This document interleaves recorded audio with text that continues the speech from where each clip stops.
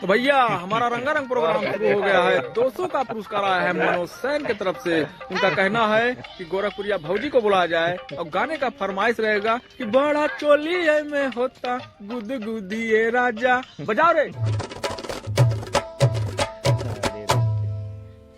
बड़ा चोलिया में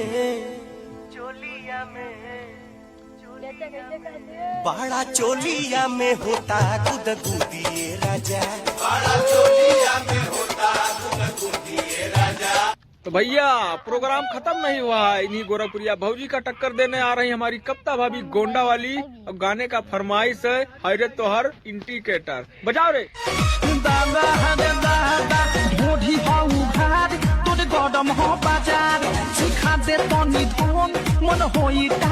दाबे ना